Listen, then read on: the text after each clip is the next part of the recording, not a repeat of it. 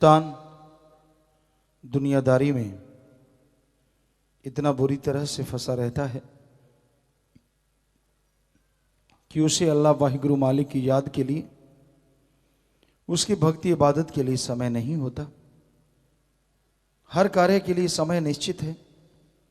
सुबह उठना है, रफ़ाहत जाना है, फ्रेश होना है, नाश्ता लेना है, खाना खाना है, रात को खाना, बीच में अलग से टाइम फिक्स होते हैं।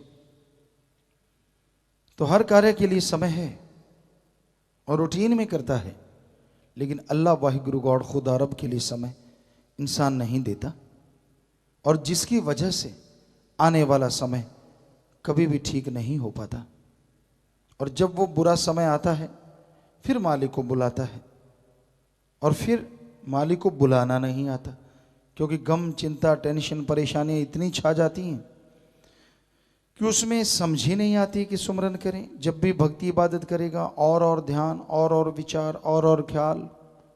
तो इसलिए एक रूटीन बना के रखो जीवन में कि सुबह सवेरे मालिक को याद करना ही करना है, शाम को भी याद करना है। तो इस तरह अगर लगातार सुबह शाम आप रूटीन बना लें तो शायद भयानक से भयानक कर्म भी आपको भोगने ना पड़े। कई दवाइयाँ होती हैं सुबह शाम लेनी पड़ती हैं। डॉक्टर बोलते हैं कि अगर एक बार मिस हो गई तो फिर से नया कोर्स शुरू करना पड़ेगा। राम नाम में भी यही बात है, लगातार सुबह शाम जाप करें। ये अलग बात है उस दवा का असर नहीं रहता, जबकि राम नाम का असर तो 100% होना है। लेकिन रूटीन अगर आप तोड़ देते हैं फिर मन जल्दी से रूटीन बनने नहीं देता। घंटा सुबह शाम, आधा घंटा सुबह शाम की जाप करना ही करना है। तो लगातार करते रहो, लगातार करते रहो, अभ्यासी बन जाओ। यकीनन आपके गम, दुख, दर्द, चिंताएं मिटती जाएंगी और मालिक की कृपा दृष्टि के काबिल बनते जाएंगे। लेकिन मन बड़ा जालिम है, ये कोई ना कोई तोड़, कोई ना कोई जवाब राम नाम न जपने का तैयार रखता है। जैसे हमने साथ संगत को बोला कि सुबह पूछा करें जब भी आप मिलते हैं फर्स्ट टाइम कि सुना भी आज सुमरण किया कि नहीं, सेवा कैसी चलती है, मालिक से प्यार कैसा। कि जब भी आपस में मिलो नारा लगाओ और फिर ये पूछो। तो एक नई बात निकाल ली कि जी आपने सुमरण किया, कहते मेरा तो मालिक को पता है। बताओ, मतलब मन इतना जालिम है कि बहाने तैयार रखता है। क्यों मालिक को पता है? सीधा सीधा जवाब दो, कोई इसका कोई फायदा नहीं। इससे अच्छा तो बताओ कि मैंने नहीं किया, मालिक को पता है। गप पे गप, झूठ पे झूठ। तो ये बड़ी अजीबोगरीब चीज़ें चल रही हैं कलयुग में कि आदमी सुमरण करने से बचता है कि विदई ने ये तो बड़ा अजीबोगरीब बात कह दी। अब हर सामने वाला पूछेगा सुना भी आज सुमरण किया कि नहीं। अब नहीं किया तो शर्म आती है बताते हुए, इसलिए मालिक को पता है। हम गलतियां पूछते हैं, सुना भाई, कई बार सज्जन मिलते हैं, सेवादार मिलते हैं, कोई गलती हुई आपको पता है जी, जानी जानो। हमने कहा हम तो कोई जानी जान नहीं, तेरे से हुई है तो बता दे, तू जानी जान नहीं। आदमी गलती करे उसको खुद को पता ही नहीं कि मेरे से गलती हुई है। मतलब गलती करके भी ना मानना। आम आदमी की बात छोड़ो, जब फकीर गुरु के सामने आदमी नहीं मानता तो कैसे बख्शा जाएगा, कैसे उसे खुशियां मिलेंगी। किसी किसी को ऐसा मौका मिल पाता है, पर बड़े बहाने हैं जी। नहीं जी आप जानो, मेरा तो बस आपको बताइए। बताओ, हमें तो कोई पता नहीं भाई, तेरा खुद को पता नहीं है तेरा। तो ये सारे बहाने नहीं चलते रूहानियत में। अगर आपसे कोई गलती होती है और कभी मौका मिलता है फकीर से बात करने का, और उसमें अगर आप तौबा कर लेते हैं तो यकीनन तार जल्दी जुड़ेगी। और अगर बहानेबाजी मारते रहते हो तो मन हावी रहेगा, आपको खुशियां नहीं मिलेगी। ये ठीक है, अल्लाह वाहिगुरु राम फकीर को बता देते हैं कौन कितने पानी में। फोरहेड आदमी का साइन बोर्ड है, इस पे सारा प्रोग्राम चलता रहता है। आप क्या कर रहे हो, क्या करते थे, क्या हो रहा है, वो सारा पता चलता रहता है। लेकिन वो कभी किसी का जाहिर नहीं करते कि तू कब कौन से टाइम में कब गुल खिलाता है और कब इलायचियाँ खा लेता है और कब कौन सा माउथ फ्रेशनर मार लेता है और फिर पता नहीं चलने देता, और फिर धीरे धीरे पता चल गया तो शरेआम हो जाता है।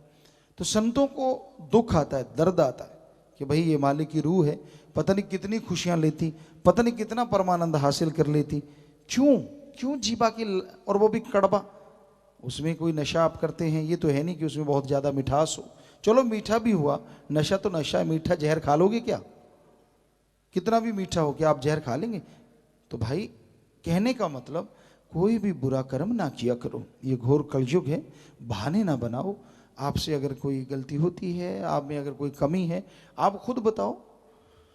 पर ये बहाना हो गया ना कि जी आप जानो, मतलब मैं नहीं बताऊंगा। तो ये बड़ी हैरानीजनक बातें इस कलयुग में है कि आदमी बस बहाना ढूंढता रहता है, यार मैं कैसे कर बैठा, ये हो गया वो हो गया, कैसे निकलूं इन चीज़ों से, कैसे बाहर आऊं। तो इस घोर कलयुग में आप परमानंद चाहते हैं, हमेशा आपको नशा चढ़ा रहे, हमेशा मस्ती आती रहे, तो आप राम नाम का सुमरन रूटीन में करें। आधा घंटा सुबह, कम से कम आधा घंटा शाम। फिर देखिए धीरे धीरे वो नशा आने लगेगा, और जैसे जैसे नशा आएगा आपके चेहरे का नूर बढ़ता जाएगा, अंदर सुरूर बढ़ता जाएगा, गम दुख दर्द चिंताओं से मुक्ति मिलेगी। कैसे मिलती है मुक्ति? वैज्ञानिक तरीके से आपको बताना चाहेंगे। इंसान के अंदर गम दुख दर्द चिंताएं आती हैं, जब एक बात का जवाब अंदर नहीं मिलता तो वो बात बार बार रोटेट होती है, बार बार सर्कल बन जाता है, घूमती रहती है। जितनी बार वो बात घूमती है दिमाग जवाब नहीं देता, किसी को बता नहीं सकते, टेंशन हो जाती है दिमाग में, बोझ पड़ जाता है। तो जैसे आप सुमन करेंगे, होता क्या है, रूटीन आपने बना ली, तो आप आमतौर पे डॉक्टर मानते हैं 15 से 20%, मतलब 10 से 15% ही आदमी अपने दिमाग का प्रयोग करता है। और जैसे आप मेडिटेशन करते हैं, भक्ति करते हैं, तो आप अपने दिमाग का डबल काम में लेने लगते हैं। सीधी सी बात, जो दिमाग में पहले किसी समस्या का जवाब नहीं मिलता, और जब दिमाग डबल काम करने लगता है, उस परेशानी का जवाब आपको अंदर से मिल जाता है, और उस पे चल के आप परेशानियों से आज़ाद हो जाते हैं। किसी को सलाह लेने की जरूरत नहीं पड़ती। तो इसलिए हम बार बार कहते हैं लगातार सुमरन करो, भक्ति करो, इसको ना छोड़ो। और चीज़ें छोड़नी है, आप लड़ पड़े आपस में, किसी से बात हो गई, बाकी चीज़ें छोड़ दो, क्योंकि राम नाम मत छोड़ो। अगर राम नाम छोड़ देते हो, मन हावी होगा, आपसे गलतियां करवाएगा, मालिक से दूर करेगा, और आपकी अच्छी भली बाहर जैसी जिंदगी में क्या पता कब नरक बन के कोई चीज़ आ जाए और आप सारी जिंदगी रोते रहो, तड़फते रहो। फकीरों का काम रोकना होता है, वो रोकते हैं पर को मानू नहीं। कई बार पशु होते हैं, मानते नहीं, खाएंगे हम तो जी प्लास्टिक के लिफाफे। गांव में देखा है हमने, प्लास्टिक के लिफाफे गऊ खाने लगती है, भैंस खाने लगती है, तो जाट जमींदार के पास डंडा होता, नाक पे मारता, तड़ाक, उसको लगते हैं मेरे क्यों मारा। और कई बार खा जाती हैं, बाद में बीमार हो जाते हैं पशु और मर जाते हैं। उसी तरह संत पीर फकीर राम नाम का डंडा मारते रहते हैं, आदमी तिल में ला जाता है, यार मुझे कह रहे हैं क्या। जो साथ संगत में आएगा उसी को ही बोलेंगे, अब जो कमी है जिसमें गलती है उसको ही बोलेंगे। तो लेकिन उसको लगता है यार नहीं ये गलत हो रहा है, ये ठीक नहीं है, वही पशु वाली बात, मैंने तो प्लास्टिक खाना ही खाना है। और जैसे प्लास्टिक खाओगे फिर बीमार हो जाओगे, और फिर कहोगे यार कोई प्रसाद ही मिल जाए, यार कोई वचन ही हो जाए। पहले वचन मानना नहीं, कम से कम अगर पहले मान लो, शायद बाद में वचन करवाने की जरूरत ना पड़े, अच्छे के लिए वचन करवाओ और ज्यादा खुशियों से माला माल हो जाओ। संतों का काम सच बोलना, मालिक से जोड़ना और भला करना है। संत न छोड़े संतमयी, चाहे लाखों मिले असंत। संत कभी अपना संत मत नहीं बदलते, और आपको बोला कि आप सेवा के लिए समय भी निकालना, घर गृहस्थ में रहते हुए।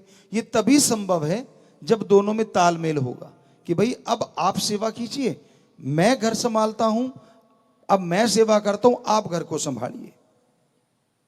या आप कमाई करते हो, या दोनों मियां बीवी कमाई करते हो कि भाई आप दोनों इतने इतने पैसे तो परहित परमार्थ के लिए, प्रभु की सृष्टि की सेवा के लिए। उसमें इंसान पहले नंबर पे आता है कि वहां से लेके आप सेवा करेंगे, इतने पैसे निकाल के रख लो, उसकी तरफ निगाह ना घुमाया करो। कई बार पैसे की शॉर्टेज आती है, कहता ये पड़े है ना यार लगा दे। वैसे तो कोई हर्ज नहीं, आपके पैसे हैं, इमरजेंसी में लगा सकते हो, लेकिन जब आ जाए तो वो पहले निकालो, फिर बाकी काम में लो। तो घर गृहस्थ में यह भी जरूरी है, परिवार का पालन पोषण करना, परिवार का साथ देना। और फिर कहीं ना कहीं आप मुखिया बन जाते हैं अपने परिवार की, तब आपकी जिम्मेदारियां और बढ़ जाती हैं। मां बाप के होते हुए भी जब आप मुखिया बनते हैं तो जिम्मेदारियां थोड़ी आसान हो जाती हैं, और तभी बनना चाहिए, मां बाप को बनाना भी चाहिए। बच्चे की शादी हो गई, काम धंधा खेती बाड़ी करने लग गया, नौकरी पेशा पे हो गया, अच्छा बिजनेस संभालने लग गया, आप वाली जगह उसने ले ली है, तो गाइड बन जाइए उसके। तो जिसके आप गाइड बने उस गाइड को चाहिए, तब उसकी जिम्मेदारियां थोड़ी सी आसान है। कि कोई परेशानी आती है, कोई मुश्किल आती है, अपने माँ बाप, दादा दादी, परिवारजनों से सलाह ले लें कि भाई मुझे यहाँ मुश्किलें आ रही हैं। वो तजुर्बेकार होते हैं, वो बताएंगे, फिर भी ना मिले तो कहीं ना कहीं वो सोचेंगे, उनका दिमाग दुनिया में ज़्यादा विचरा है, ज़्यादा विचरण किया हुआ है, तो कोई ना कोई आइडियाज़ आपको दे देंगे, आपको अच्छा लगे आप अपना लीजिए। हो सकता है जो काम अड़ा हुआ था वो निकल जाएगा और आप मालिक की खुशियां भी लेंगे और घर परिवार में भी तरक्कियां कर जाएंगे। तो इस तरह गृहस्थ जिंदगी में बेहद जरूरी है तालमेल। तालमेल नहीं होता वहां दुख दर्द होते हैं, लड़ाई झगड़े होते हैं। वैसे तो बर्तन इकट्ठे रहते हैं, ये कहावत है, थोड़े तो बजा करते हैं, लेकिन इतने नहीं बजने चाहिए कि उनमें डेंट पड़ जाए। क्योंकि संतों महापुरुषों ने भी लिखा और हकीकत भी है। आप देख भी लो, एक धागे को तोड़ दो, तोड़ के जोड़ोगे तो ऐसे स्मूथली हाथ नहीं जाएगा, यहां जोड़ा है वो गांठ पड़ जाती है।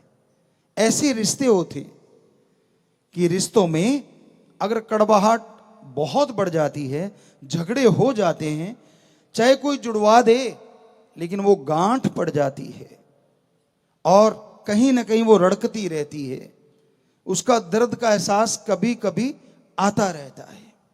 इसलिए गांठ पड़ने ना पाए, इसलिए परिवारों में कोशिश कीजिए वो स्थिति ना आने पाए। थोड़ी स्वस्थ बहस हो जाती है या थोड़ा बहुत ऊंचा नीचा चलता रहता, कोई बात नहीं। ये तो यहां आप लगातार एक के साथ रहते हैं तो लगातार थोड़ा सा हो ही जाता है। कई जो रोज सत्संग सुनते हैं वो जमाइयां लेते नजर आते हैं, क्योंकि उनको लगता है कि यार रोज मतलब सत्संग ही सुन रहे हैं। ये नहीं सोचते कि हम भाग्यशाली हैं कि हमें रोज वो चीज मिल रही है जो अनमोल है। सत्संग आज के समय में बेहद अनमोल है।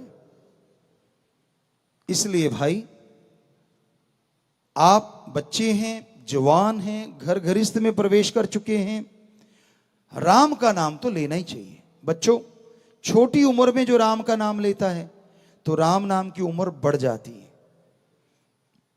उतना ही ज्यादा समय आप परमपिता परमात्मा को दोगे और उतनी ही ज्यादा खुशियां लेंगे। और क्या पता वो एक होते हुए भी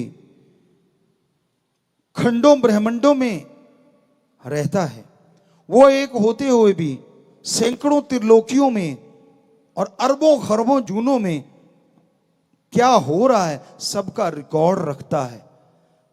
क्या बच्चों जिज्ञासा पैदा नहीं होती, ऐसा कौन है जो एक है, खंडों ब्रह्मांडों में रहता है, सबके अंदर रहता है और सबका रिकॉर्ड मेंटेन करके रखता है। पर उसका कमाल है कि वो यहां होता वहीं रहता है। तो बातें घरगृहस्थ की और परिवार की और वहीं चल रही थी कि राम नाम से जुड़े रहिए। बचपन की भक्ति ज्यादा, जवानी की उसके बाद टॉप की होती है, अधेड़ अवस्था की भी अच्छी है और बुजुर्ग अवस्था की तो अच्छी है।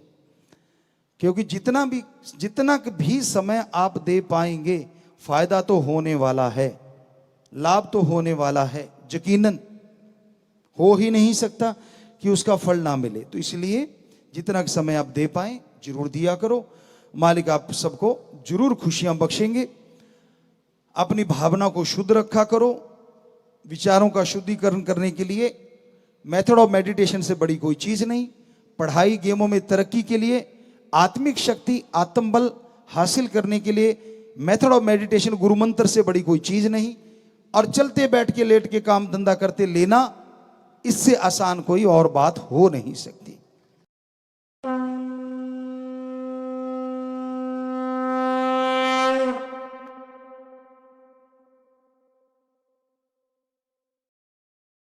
धन धन सतगुरु तेरा ही आशा। सभी साथ संगत जी से निवेदन है कि मेरा चैनल जरूर सब्सक्राइब करें जी। धन धन सतगुरु तेरा ही आसरा। धन धन सतगुरु तेरा ही आशा सभी साध संगत जी से निवेदन है कि मेरा चैनल जरूर सब्सक्राइब करें जी। धन धन सतगुरु तेरा ही आसरा।